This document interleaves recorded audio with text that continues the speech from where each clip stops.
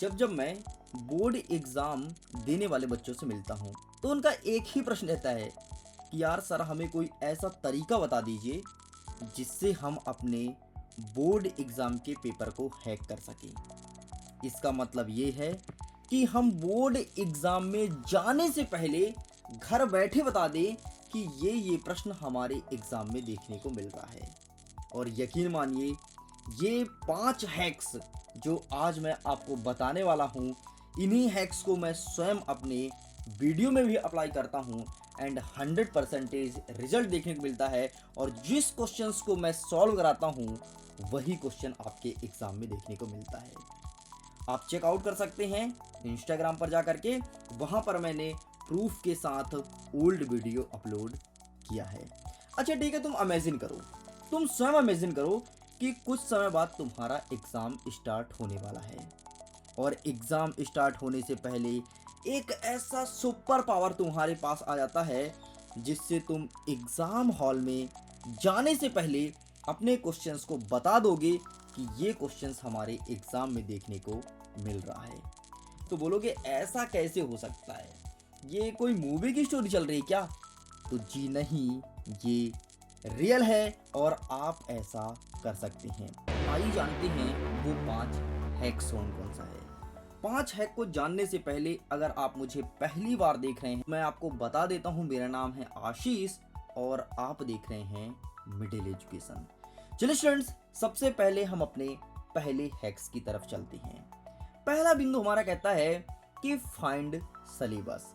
अच्छा, सबसे पहले आप जब भी कोई एग्जाम देने जाते हैं तो उसके सिलेबस को फाइंड कीजिए कि इसका सिलेबस क्या है, क्योंकि सारे के सारे क्वेश्चंस आपके अकॉर्डिंग टू सिलेबस ही पूछाता है। सिलेबस से बाहर एक भी प्रश्न नहीं आता है। सबसे पहले आप सिलेबस उठाइए और ध्यान से पढ़िए। जैसे अभी आप क्वार्टरली एग्जाम देने जाएंगे, फिर इसके बाद हाफ ईयरली एग्जाम होगा, तो कुछ मत कीजिए, सबसे पहले आप सिलेबस को उठाइए। और सिलेबस को पढ़ने के लिए एक रूल्स होता है, उस रूल का नाम है 80-20 रूल। अब ये बोलोगे क्या होता है सर 80-20 रूल, हमें तो कभी किसी ने बताया नहीं। तो जरा सुनना, आपके किताब का 20% सिलेबस ऐसा है जिससे 80% क्वेश्चन देखने को मिलेगा। मतलब अगर आप अपने बुक का 20% सिलेबस बहुत अच्छे से कवर कर लेते हैं, इंपॉर्टेंट टॉपिक को कवर कर लेते हैं, तो यकीन मानो कि 80 नंबर का पेपर तुम वहीं पर सॉल्व कर गए। अब मन में प्रश्न उठेगा कि यार सर ये 20% से सिलेबस हमें पता कैसे चलेगा कि कौन कौन सा क्वेश्चंस पढ़ना है, क्या क्या पढ़ के जाना है ताकि हम अपने एग्जाम में टॉप कर सकें। तो इसके लिए आपको एक चीज ध्यान रखना है, ज्यादा से ज्यादा आपको PYQs लगाना है। अब बोलोगे ये होता क्या है, इसका मतलब ये है कि प्रीवियस ईयर क्वेश्चन पेपर, ज़्यादा नहीं।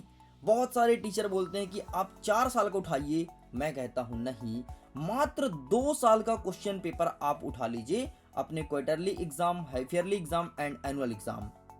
अगर 2 साल के क्वेश्चन पेपर को अच्छे से सॉल्व कर जाते हो तो आपको आपके एग्जाम हॉल में जाने से पहले आपको पता लग जाएगा कि हमारे पेपर में कौन सा क्वेश्चन देखने को मिलेगा। और आप इस चीज को दावा ठोक के कह सकते हो, डंके के चोट पे कह सकते हो कि ये प्रश्न हमारे पेपर में आएगा, मतलब आएगा। क्योंकि प्रीवियस ईयर के क्वेश्चन पेपर में बहुत सारे क्वेश्चंस रिपीट होते हैं और वह रिपीटेड क्वेश्चन फिर से आपके इस साल एग्जाम में देखने को मिलेगा। इसके बाद हमारा दूसरा बिंदु कहता है कि मॉडल पेपर। अब देखो, इन्हीं हैक्स का यूज करके जो मैं अपने YouTube चैनल के लिए मॉडल पेपर बनाता हूं, आप उसका सहारा ले सकते हैं। अगर आप प्रीवियस ईयर क्वेश्चन के साथ मेरे द्वारा प्रोवाइड कराए हुए मॉडल क्वेश्चन पेपर को अच्छे से सॉल्व कर लेते हैं तो यकीन मानिए 95% लाने से आपको कोई नहीं रोक सकता है। अच्छा, जब आप प्रीवियस ईयर के क्वेश्चन पेपर को सॉल्व करने बैठेंगे तो बहुत सारे डाउट आएंगे, तो इसके लिए आप सिंपल सा YouTube कीजिए और वीडियो के माध्यम से, वीडियो लेक्चर के माध्यम से अपने डाउट को आउट कीजिए। आइए समझते हैं हम अपने सेकंड हैक्स को, जो कि आपके पहले हैक्स से मिलता जुलता है। हमारा सेकंड हैक्स कहता है टाइम मैनेजमेंट। यकीन मानिए अगर आप टाइम मैनेजमेंट को अच्छे से समझ गए तो 6 के 6 सब्जेक्ट को तुम हैक कर दोगे। 6 के 6 सब्जेक्ट में तुम्हारा 95 प्लस नंबर आएगा।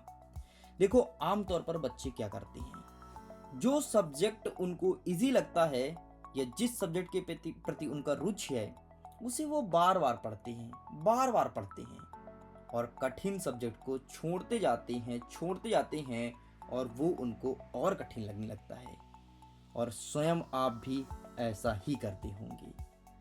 अब जरा समझिएगा, सपोज कीजिए कि आपने सिलेबस को अच्छे से समझ लिया।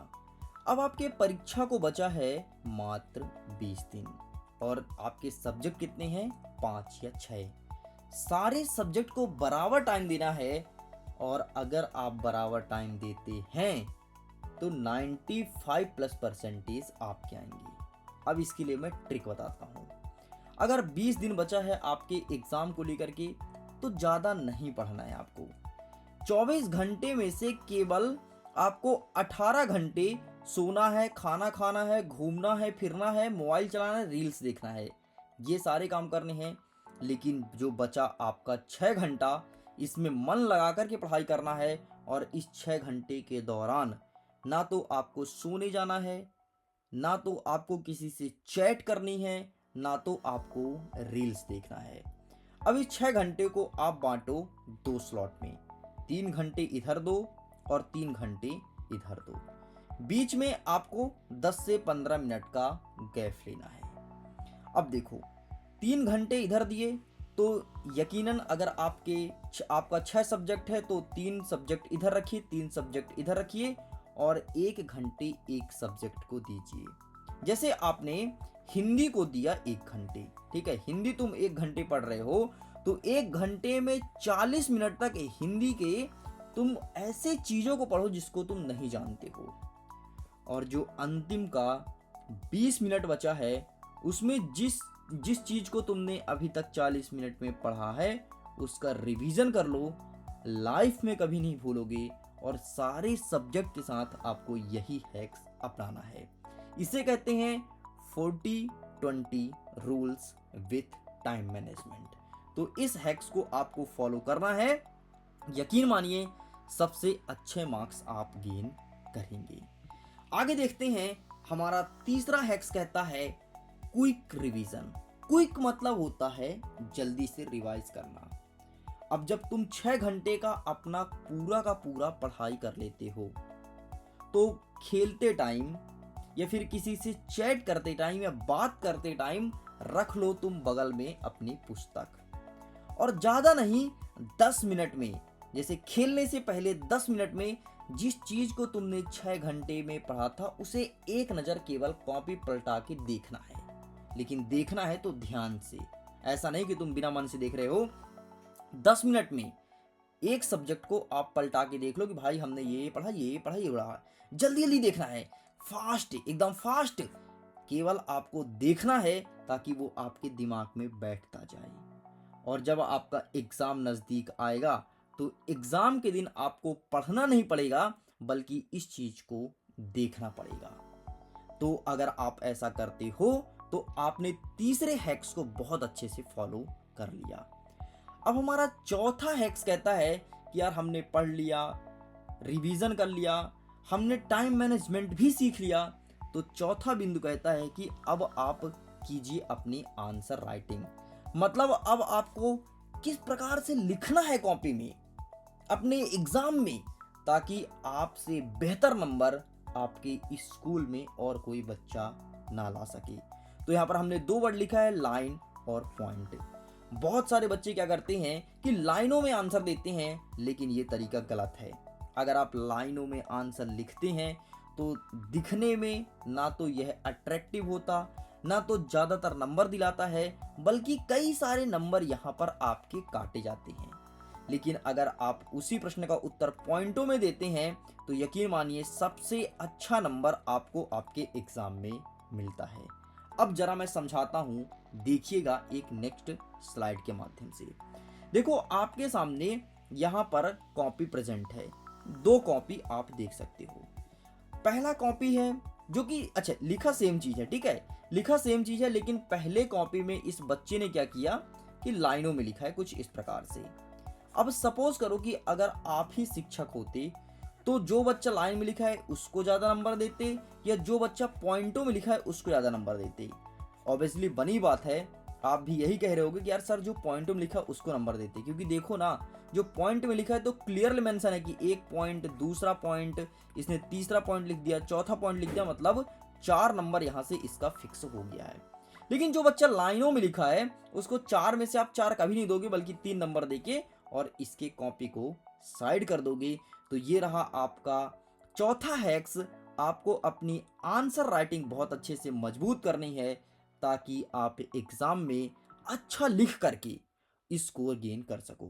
देखो जब मैं बोर्ड एग्जाम के बच्चों से पूछता हूँ कि यार एक बात बताओ, तुम्हारे लिए आंसर राइटिंग कितना मायने रखता है, तो आपको पता है बहुत सारे टॉपर का यही कहना है कि सर आंसर राइटिंग कोई मैटर नहीं करता एग्जाम में।